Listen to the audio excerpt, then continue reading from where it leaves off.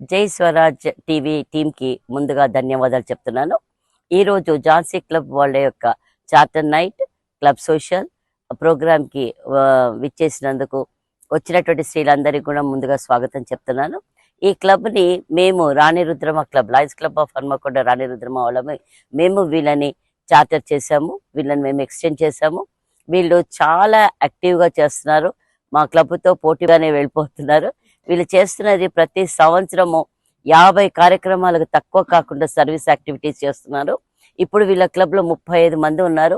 అందరూ కూడా స్త్రీలు కలిసికట్టుగా ఉండి చాలా యాక్టివిటీస్ చేస్తూ చాలా మంది కూడా సేవా కార్యక్రమంలో వీళ్ళు ముందుంటున్నారు.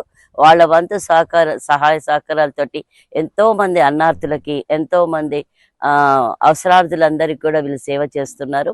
అదే కాకుండా వీళ్ళు ఒక టైలరింగ్ క్యాంప్ అనేది కూడా పర్మనెంట్గా పెట్టి ప్రతి సంవత్సరం ఒక 20-25 మందికి తక్కువ కాకుండా అందరు కూడా సర్టిఫికెట్స్ ఇచ్చి వాళ్ళకు ఉపాధి కల్పన కల్పిస్తున్నారు.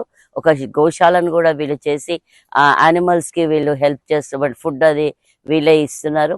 ఇంకా చాలా యాక్టివిటీ చెప్పుకోవాలంటే కనుక వీళ్ళు సంవత్సరానికి ఎంత లేదన్నా 50కి తక్కువ కాకుండా చేస్తున్నారు కాబట్టి అన్ని చెప్పడం అనేది కష్టము. కాకపోతే ప్రతి ఒక్కరు కూడా వాళ్ళ వంతు సహాయంతో చేస్తున్నారు. దీంట్లో ముఖ్యంగా పద్మజాదేవి గారు చాలా యాక్టివ్గా అందరినీ కూడా కలిసికట్టుగా ముందుకు తీసుకుపోతూ ప్రతి ఒక్కరు కూడా పార్టిసిపేట్ చేసేటట్టుగా చేస్తుంది. ఇంకా స్త్రీలందరినీ కూడా చాలా మందిని కూడా మోటివేట్ చేస్తూ ఎంతో మందిని క్లబ్లో జాయిన్ కాకుండా ఎంతో స్త్రీలతోటి తన సహాయ సహకారాలతోటి ఇంకా ఎన్నో కార్యక్రమాలు చేస్తూ తన యొక్క సమయాన్నంతా కూడా పిల్లలదే కాకుండా సమయాన్నంతా కూడా తను చేస్తూ పిల్లల యొక్క విషయంలోనే కాకుండా ప్రతి ఒక్కరి పిల్లల గురించి, ముఖ్యంగా విడాకులు పొందబోతున్నటువంటి కుటుంబాలని దగ్గర చేర్చి వాళ్ళ సంసారాలని సుఖవంతంగా చేయడంలో కృషి చేస్తుంది. ఇంకా చాలా చెప్పాలంటే చాలా ఉన్నాయి.